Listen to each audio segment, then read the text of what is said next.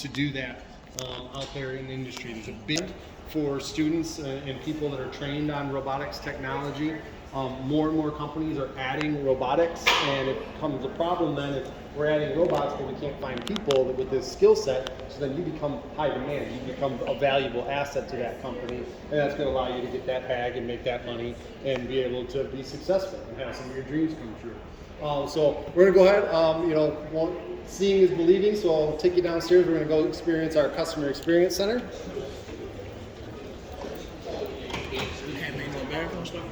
Yeah, ask them.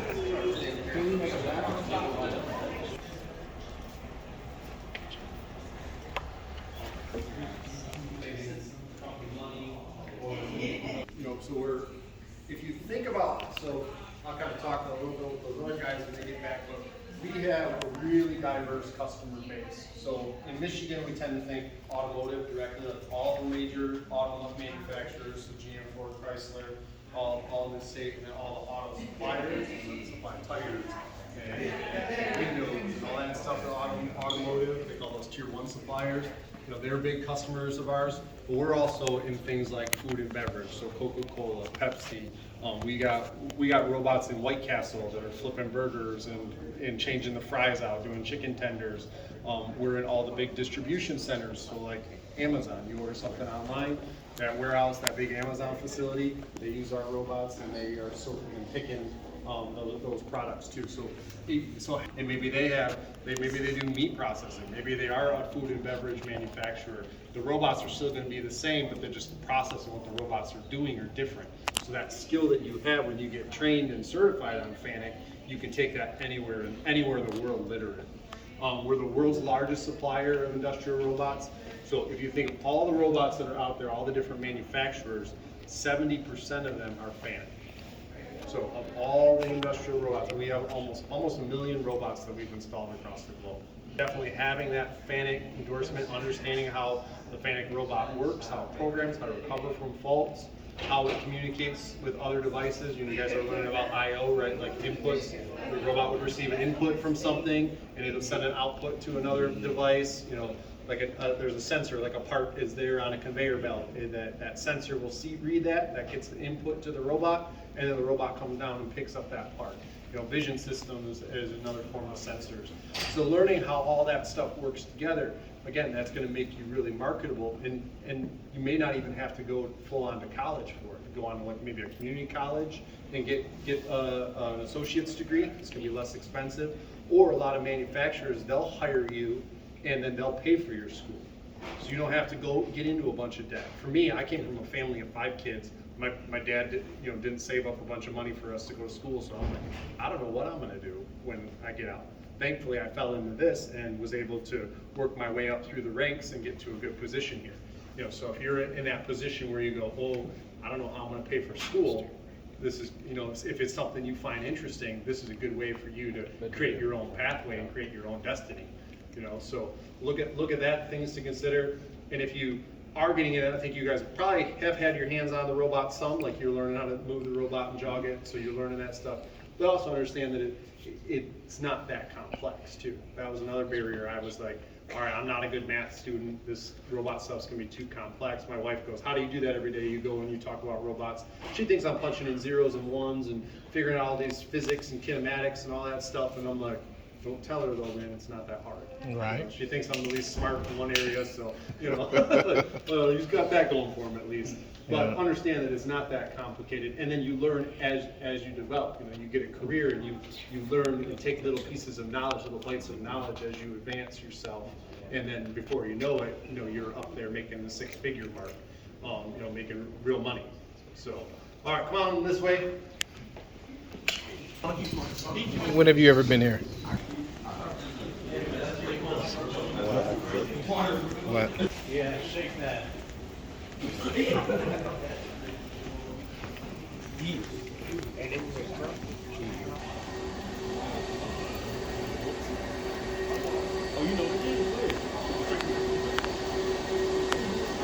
So this is where our parent company is located. So we are owned by a Japanese company called Fanuc. So they're at the base of Mount Fuji. We have a huge complex there with 16 million square feet of manufacturing space. We're able to create anywhere 6,000 robots a month out of that facility, those facilities. We started really as a company in the mid-1950s, coming up with the first NC control for us. And that's basically like before computers, they had like these punch cards and they were trying to control the motion of servo motors to make like a cutting machine, milling machine. So they could control that process and have it done reliably over and over and over again. And then when computers came around, we really kind of advanced even further and came up with CNC controls. So the real core technology that we use is our servo motors.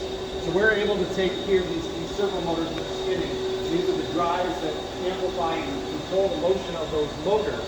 We're able to synchronize those motors and have them all work together and create motion.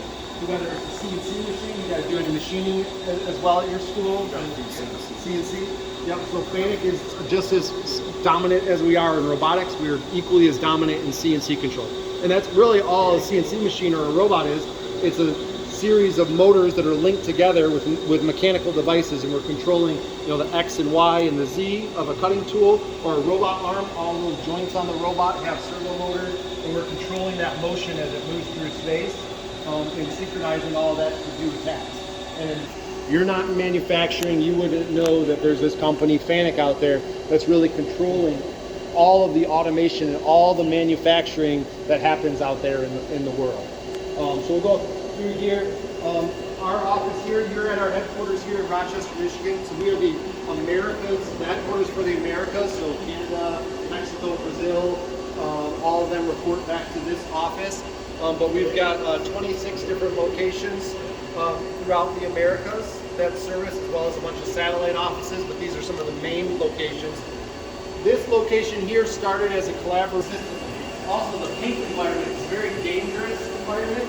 So when you think about what robots are good at, there's a job for dirty, they're dangerous, they're slow, and they're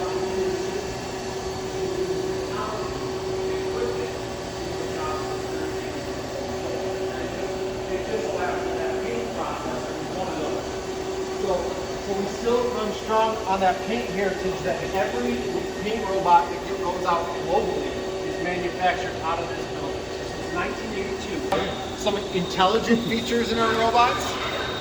All right, so we'll jump over this one because it's moving. So this is a spot welding robot. Probably one of our most popular selling robot is the R2000 series. Here we're showing the cable management, the dress out for that servo weld gun. You can even see the red motor end cap, that's the encoder, that we're able to control how much distance between those features have, what the weld pressure is that we're working with.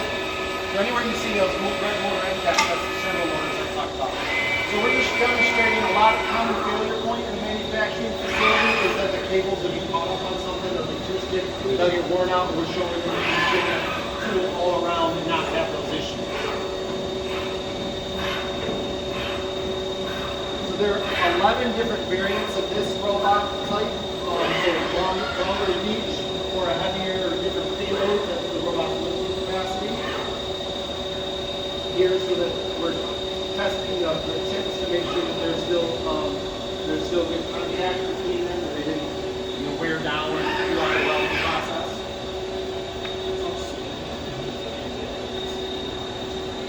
So, yeah, so now while this robot, yes, your robot's dialed down, it's running at about 10% of its capability. A lot of these you'll see will go up to 4,000 millimeters a second, so almost over a meter a second. Well, ideally, you'll notice these ones are all fenced in, so it's fenced in, and then we have some software that helps to limit how far the robot can reach. So what do we call this, guys? A work cell. So this is a 6-axis robot. 6-axis, but then there is also another servo controlling tool as well.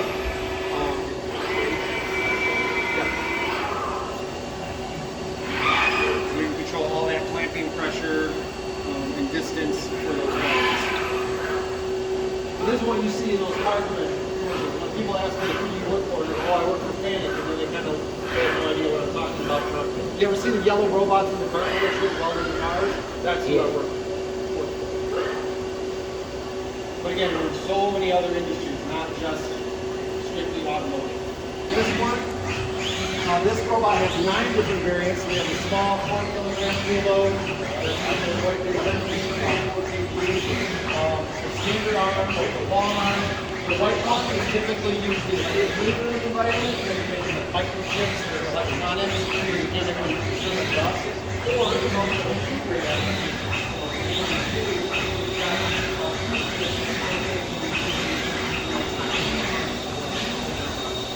Silver one here, that's a paint robot. So paint paper,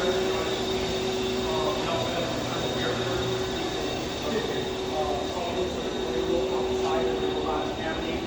There's another variant of this necessarily a wash down or a waterproof robot that can go into like a machining cell. We have all we work with. But that pendant that you're learning on is the same.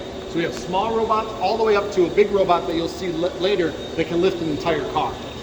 We've ordered, I believe 4 of these units, so we'll be getting these next year. You can still come back and see. A welding demonstration we have up here is a 3D vision. So we have a random bin of parts, and we have a structured light projector that sends down this like array or grid of lights. And then you have 2D stereo cameras, just like you and I have 2 eyes to be able to sense depth. There's 2 cameras up there, and we use that to locate that part in the video. The part is an auger tube that would go onto like a drill bit that you drill into the earth, where you hit rock and roots and things like that. And what we're doing is fortifying that, making it stronger, so that it doesn't hit those things that's kind of harder to manage. Dispensing robot, so it's going to be dispensing a gasket material, almost like if you could think of like a hot glue gun, something like that. It's dispensing glue or adhesive. In this case, it's a seal that will go around this one robot part. We're using our circle motor to control it, and using vision to inspect simulated dispense application. That is sweet. So you got our motor and then a camera that will detect if there's areas where that bead is too thick, or if it's thin, or it didn't apply, it might be the gasketing material.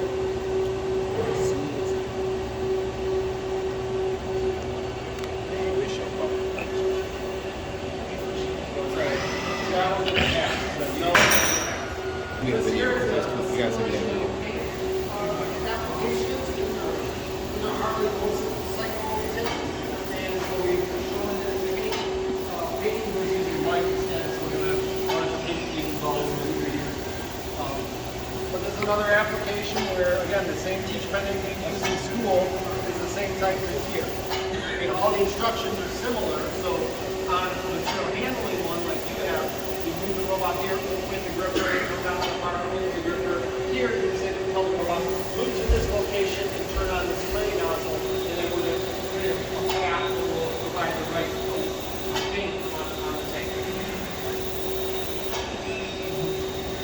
Yeah, we need to have another motor that's driving this rotation.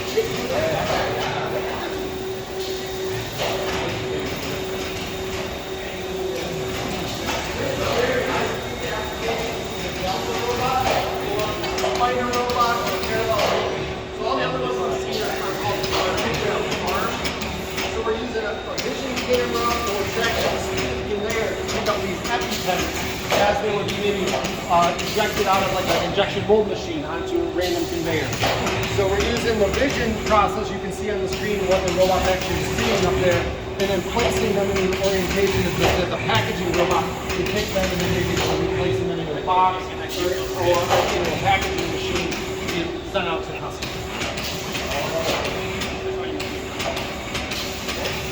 Again, what do those white robots typically need? They're either a clean room, like medical device or food grade, or we even have some collaborative ones that are white that we'll see later. Let's go to this one over here. Next. So that's the 4-axis spider robot. This one is typically the 6-axis, and you see those dots go down in the middle. That's what we control the 3-axis. This robot has a lot of dexterity similar to like human hand. So we're dumping out these different colored pills or M&Ms, whatever you want to call them, and then using the vision camera to sort them.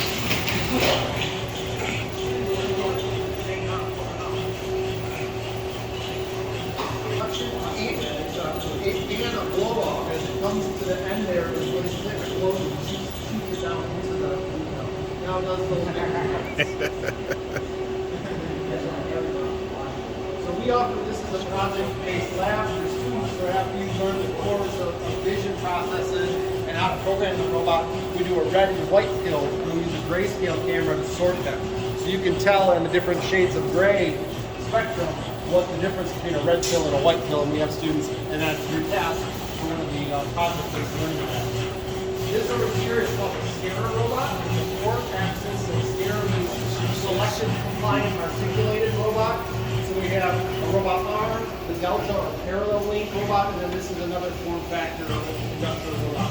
Again, we're using a vision system to find these fuses on a circular conveyor, tracking the speed of the conveyor with our encoder, and then we're placing them out in like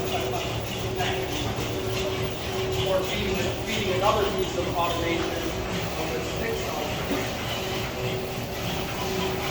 If you're doing line tracking, tracking manifold batteries, what's neat about this one is they'll actually, it's a 4-pack of batteries with the Delta robot, the Spider robot, will actually only pick up 3. They will choose, someone wants to start their battery. They will choose one battery to build the 4-pack off. So one of them will be like an anchor and a keystone, and then build a 4-pack off of that one battery. So as you watch the pick, you can see the vision process. 1, 2, 3. It takes 3, but orients them so that all 4, there's a stack of 4. That is more optimal, more efficient picking of the battery. So less time. That's awesome. That's pretty awesome. I like that one. You're surprised I was, I'm surprised it's able to organize.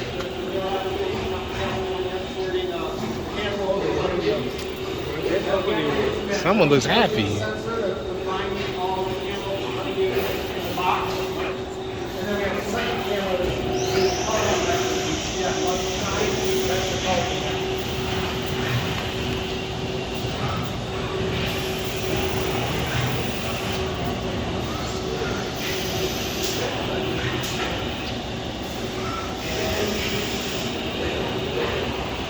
Look at the inner workings of this one.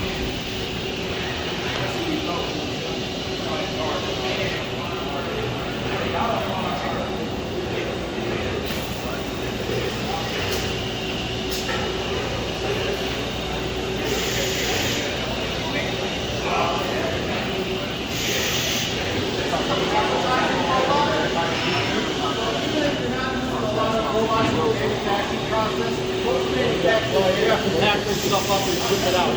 So at the end of the line, you would have these robots taking whatever products are finished from the packaging machine, loading it onto the pallet, and getting it ready to ship out. We have a software product called Pallet Pro that will allow you to build up the pallet and how you want the boxes to be stacked. If you want the labels or to be facing outward, for example, like maybe it's at the end of a grocery aisle, you can dictate how you want those labels to be shown on the pallet.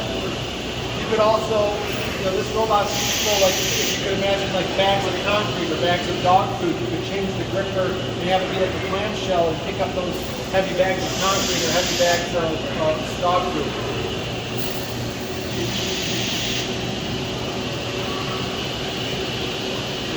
Another area, so we do have a camera on that tool, is depalletizing. So you get a pallet of material that will come in, and then you have the robot take all that product and remove it from the pallet, and they call it induction, where they take it in and they bring it into a facility. There's other applications I've seen, they call it decanting, where a robot will take a knife and it cuts the boxes off, and already. So this one, we have several different zones on that end around tool, so you can turn on, turn on the back,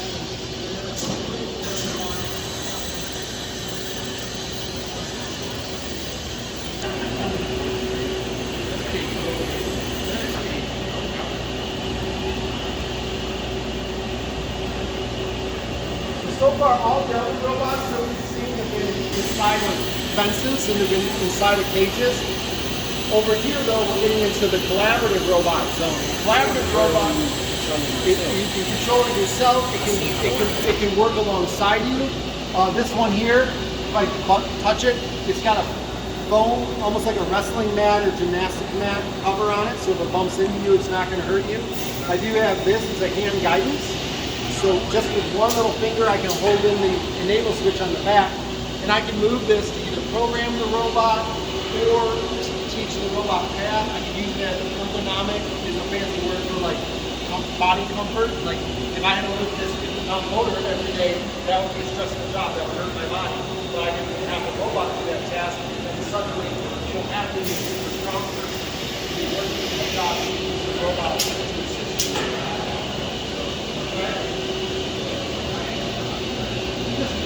One little thing to barely touch it on the backside. You have to barely have a chance to and it's very responsive, so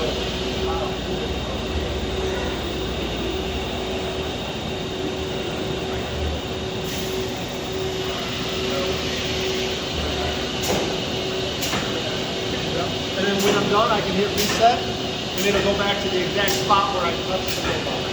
If I need to push this robot away, I can do that. So this is a robot that's got a built-in safety sensor in the face that allows it to work in conjunction or in collaboration with people. Yellow robots don't have that same type of capability, so they need those additional safety features.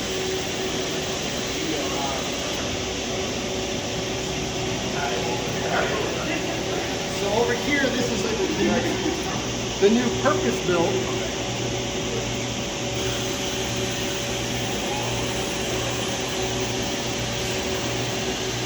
This is our newest from the collaborative robot family. And this one has a very innovative tablet GP.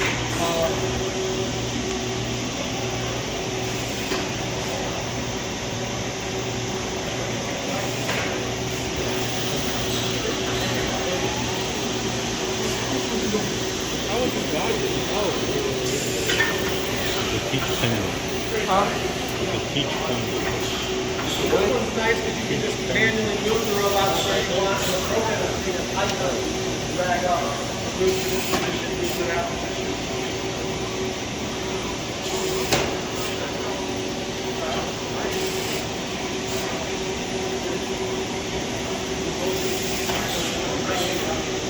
Hold that button on the back.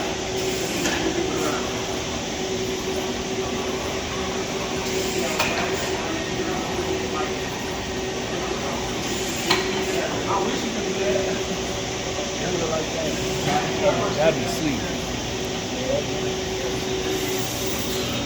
Think they're gonna make something like that? We really got a little phone, right? Hey, grabbing them by the nose. You might need to speak it too hard. Whoa.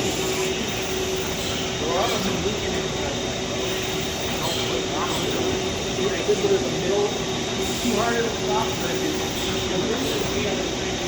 Now you're good. While we hold it. You know you gotta record your students.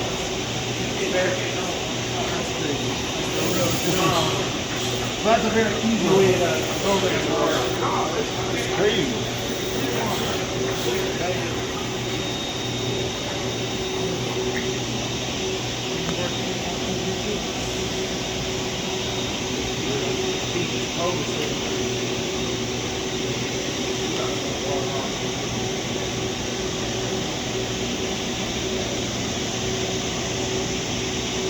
Stay back.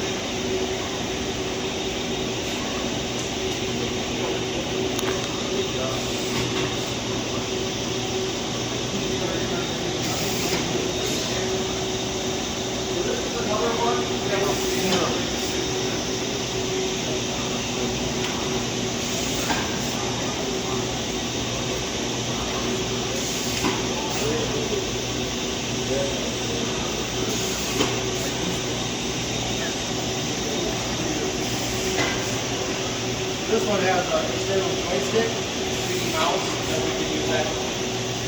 We can use this to teach programs. That's another method. So we mounted it to the robot, but this could also be remotely mounted and be able to move it around. It's communicating with a USB that gets inserted, it's got a radio frequency Bluetooth connection to this mouse.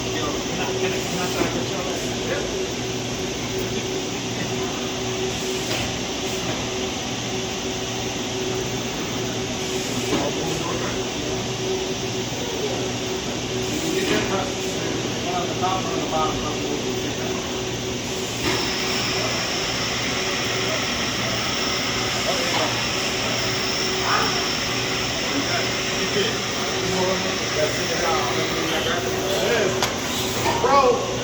Bro, sign him up. Sign me up. They got already. Sign me up. What's the central? That's just foam. Yeah, it's just a foam to create a better suction. So the robot's just a manipulator, and then the type of tool that you put on it helps define what the function is. So that's just a vacuum gripper. This one's a neat, flexible gripper. Now I was showing y'all that we had all the collaborative robots down here, and then I said the yellow robots aren't necessarily collaborative, that you can work in the same space with them. But that's not quite true. If you add the additional safety sensors, you can't work in the same zone as the robot. I'm getting there. Oh, snap. That's a machine in here. Man, hey, that would work. Man, the only thing is that would work. So we're using a vision system. That would white. And over here we're able to find these parts in the random bin. That gripper is adaptable to whatever geometric shape of the product that you're picking. So if you are like a big distribution center and you have a bunch of parts and people are ordering stuff online and a random bin of parts comes up to the robot, it's able to find that product and grab it, put it in the box, and then ship it out to the customer. So when I was saying collaborative, if I walk into the zone, the robot slows down. And if I get too close, the robot will on stop. Whereas the green robots, they'll continue moving because they're safe, fully collaborative.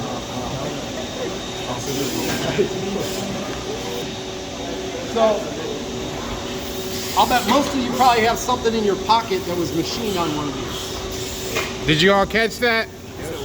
So the back case of a lot of the major cell phones manufacturers, so iPhone, Samsung, are machined on these mobile drills. So the company that does it has like 35,000 of those. This one we have a DRC which rotates so you get close access. So 3-axis, and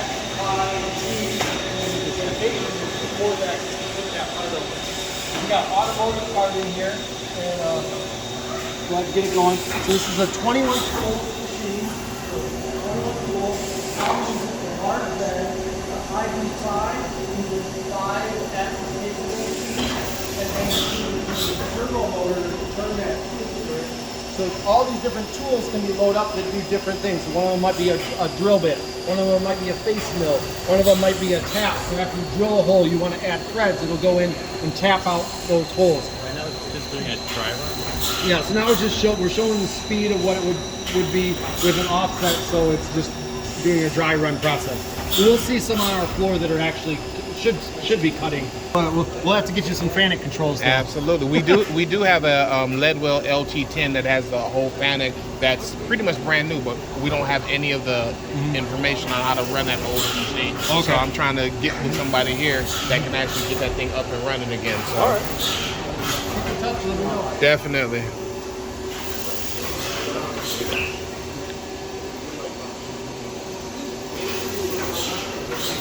What is this one called?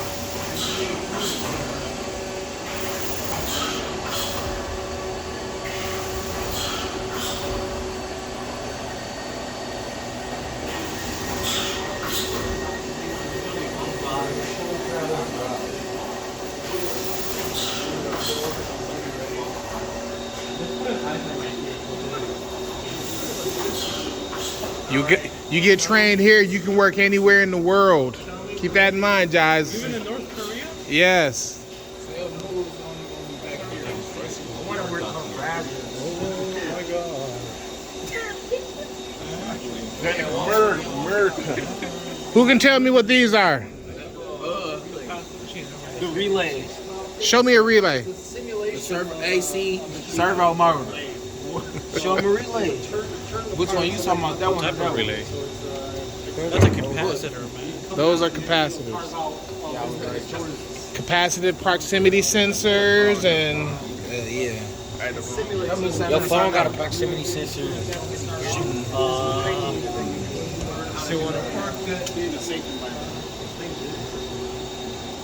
This is our education corner. We got our machining simulator. We got our robot training. So we've partnered with 1,500 schools so far to train instructors. So the instructor gets trained and certified, and then the instructor can then certify students as operators of programs. So then when you go out there in the industry, you can say, I was trained on how to operate a program with Fanuc robot.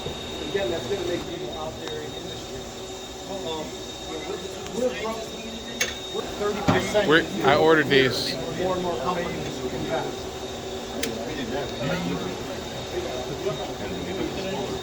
Yeah, but how do you use it? I can imagine how much of a car costs. $30,000, maybe $40,000. If a production plant that's making vehicles stops because there's a down robot, they got in a crash or something, somebody didn't program it right, they crashed. That's how much does that cost in a minute of all those cars not operating? What Bill racing right now? We have software that know that shipping out parts quickly is going to be important to uptime. And then we also have this software called jobs. So if you like computers and networking and also like analyzing data, we can hook robots up to this zero downtime software, and we can get feedback on how the motors are functioning. So over there, like that's a good gearbox, the one on the left. So if you turn that, it turns nice and smooth. The one on the right, that one's blown out. You know, they didn't do the yeah. You can turn the handle. So that one turns pretty good. The other one is choppy and chunky, hard to move. So if you had hooked up a motor to that motor would require more electrical current to move it. So you'd be able to detect that, hey, there's something wrong with that robot's axis. You better go in there and fix it. Either it wasn't maintained properly, too many collisions occurred. We can use this zero downtime software to monitor that. So we got almost 25,000 robots connected, giving data back to our servers that we're able to analyze and help prevent problems.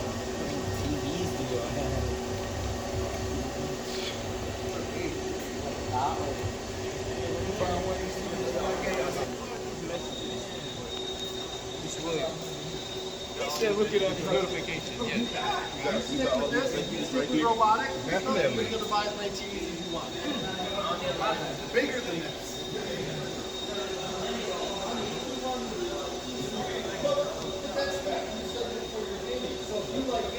what can I say? I love what I do. You see that robot with a little TV there? That's our simulation software. And that's just like gaming. You go in and there's whole careers that are just setting up the simulation of robots doing different things. Yeah, simulation, that's what I'm You can import CAD files and parts. So that's one aspect if you like gaming. If you like, if you're somebody who likes turning a wrench or like working on cars and being mechanical, working with your hands, you can work on the repair side. Going into plants, changing out a motor, or doing the installation with the robots, traveling all over the world and installing these at different locations. If you like electronics, wiring up the control panels for how the whole system works together, like building Lego sets. I mean, very similar process that you can get paid. It's like, take this wire, put a label on it, and plug it into this location, and you just follow all the instructions. And if you do that well, you can make really good money in that. You know, so that's the thing. Robots are multidisciplined. So if you have one little area that you really, really like, you can do that. My brother was like that. My brother was somebody who always liked to tinker with things. He would take apart like the VCR or the DVD player, and it would drive my dad crazy. Like, what are you doing? He's like, I'm just trying to figure out how it works. But I ended up thinking, I'm like, man, I think he's just gonna end up living in my parents' basement in his 30s, you know, just playing video games in his pajamas all day long. But I said, you need to get into robotics. It's all the things you like. I said, you like the gaming, you like working with your hands, working on your car, you dig electronics and stuff. I mean, robots are all those things. So he ended up going to the local community college for robotics, finally listened to his big brother, and he didn't even finish the program. The company said, you're done, we'll hire you and we'll train you how the rest of the way, how we want you trained. And he was 22 years old, traveling all over the country, making $80,000 a year. He made money for 20 years. So he ended up getting himself a nice truck. He ended up buying a house and all this stuff. He's like, man, I wish I would have done that sooner. He went on to like create his own automation company. Now he's down like the head lead guy at the new GM Hummer company. So he's overseeing all of the installation of all those robots and stuff. And this is a guy who literally, like, he didn't know what he wanted to do, but he found the robotics, like, that was it for him. You know, so this could be a great career for you. And if it's not for you, too, that's, you know, you go, okay, well, I've checked it out, I know about it, and maybe you go into business and management, and you go, all right, I kind of know about doing this. And then you go back to the market. So, you know, when you go in there, the market, you know, there's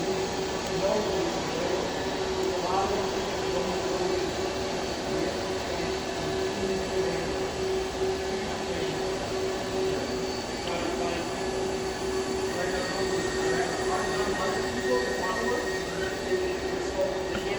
Find people do the job, what do they do? Well, we better have a robot to do that job. They bring in a robot. Well, who's going to program and maintain and do that stuff on the robot? We better find somebody that knows that skill. So if you know that skill, again, you can make your own path. You can make your own future.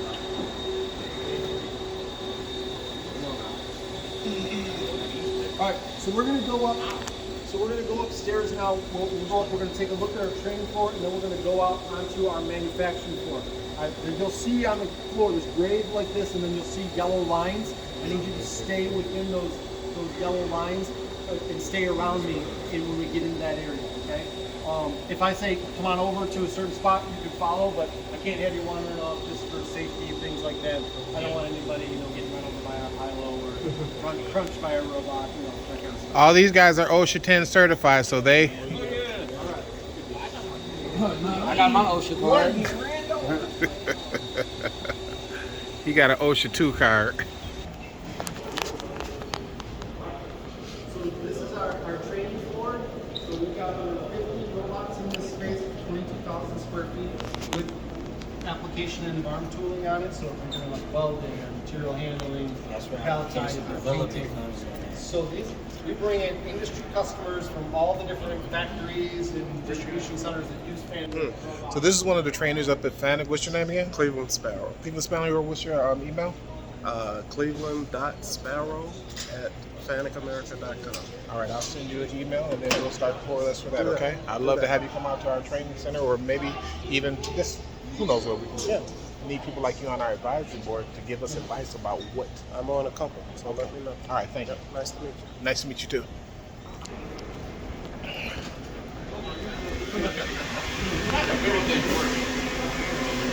Oh wow. Listen, I am in my zone right here. This is all me. They got a whole new machine. Yes. So this is our manufacturing floor. Again, we manufacture any paint robots that are shipped all over the world out of this building. We also have our North Campus on the opposite side of the road there. There's almost 500,000 square foot. When you hit back on 75, you might see some new construction.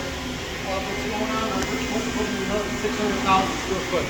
We'll have 2 million square feet of manufacturing space right here in Michigan. Didn't I point that out to you guys on the way over here? That they're building a new facility out here? This could be your future right here. You're looking at it.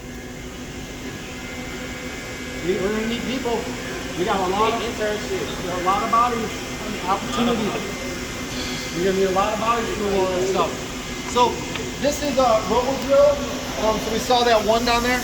This is a 5-axis application. So we're able to move this. They have a 4th and 5th axis turret, and that's how we're able to cut this turbo impeller. So that would be a part that requires a 5-axis machining center to be able to mill this part. You understand what they mean by 5-axis? Think about your arm. Move your arm up, down, left, right, form, back, side to side. Every movement that you guys have is the same type of motion that these robots will be able to do, except they're going to be able to do it at a more efficient rate. They're not going to get tired. They're not going to complain about being hungry, right? So again, what's more efficient, to have a robot or actual human? So this is where you guys come in. Someone has to be able to program these robots. Someone has to be able to maintain. Okay? So take what you can take from this. Understand why I brought you guys out here, and let's get to the business of what we need to get to. Okay? Some of you guys are going to be with me next year. You guys are going to have the chance and opportunity to work with some of this stuff. Okay? I want to be able to send some of you guys out of here with certifications for Fanuc. All right? Well, and this a real deal certification. You can go out and get a real career. I know a lot of people, sometimes when you're young, you got dreams, you got different aspirations for different things. And when I was younger, I wanted to be an actor. You know, and it was like, maybe that's not my thing. I needed to get something else. You know, so not everybody's going to be a social media influencer. Not everybody's going to be a rapper. Not everybody's going to be a football player, basketball player. Not everyone's going to be a what? It's a very small amount of people that end up making it in those things. Here is a guaranteed payday, that you can get into, realistic. I mean, I'm not saying give up on your dreams, but also Have a backup plan. how am I going to support that? You go, you can make good money doing this while you're chasing and pursuing the other aspects of your Oh, I wish we had that one. inspire you. I hope you can, but I never thought that I was all in love with this to be inspired. Are you inspired? And love this as my passion. Can you see I yourself? love what I do. Every day I get to play with new unique. I mean, I get to play with robots every day. It's like when you're a little kid playing Transformers.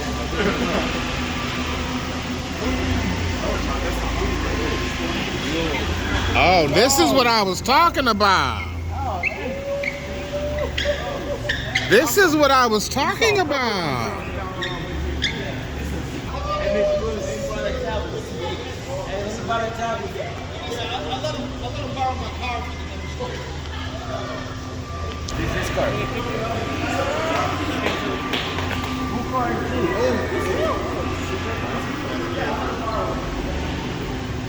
I just want to touch it.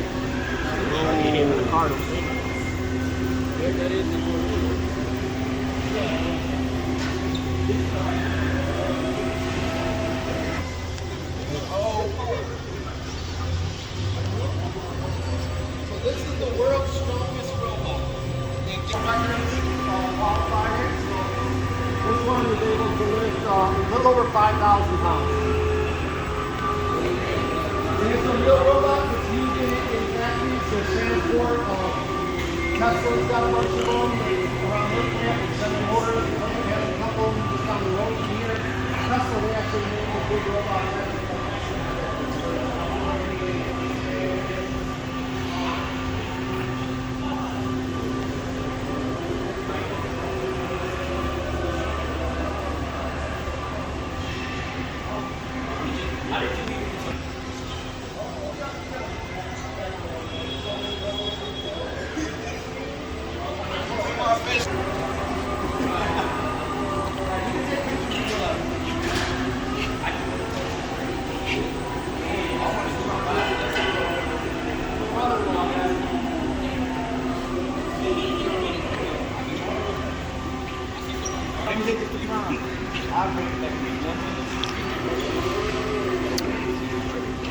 He's not cracking.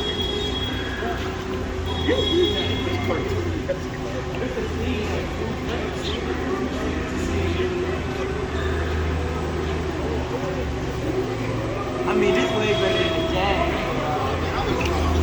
Me personally, this way better than the Jag. Sound like I got some hate over here. That's just me though, because you know my cousin got one. You know what I'm saying? It's just sweet, faster, looking better. New scooter.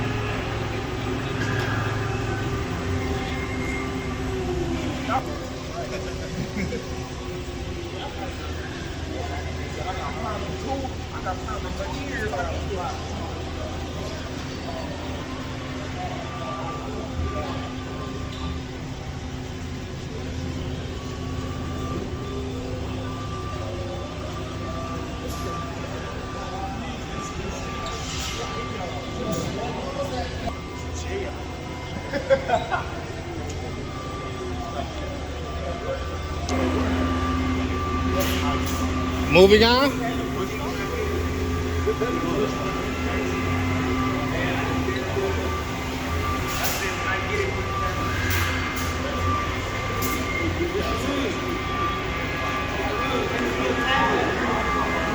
My tablet? Make sure you and the Yeah. guys Yeah.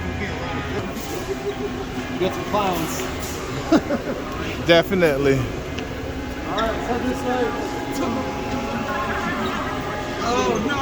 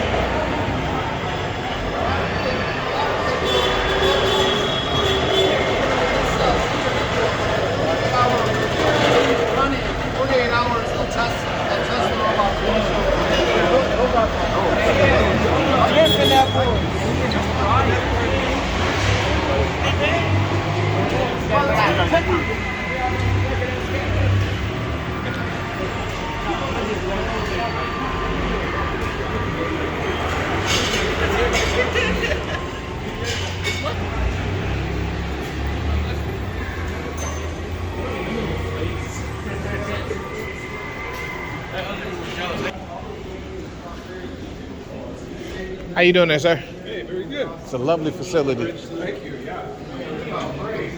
So over here, so this is our robot museum. You know, so if you trying to figure out where you're going in life, it's good to remember where you came from. So this is, like I said, we started a collaboration between General Motors and Fanuc to come up with the first paint robot, and that's when we were referred to as GMF robot, 1982.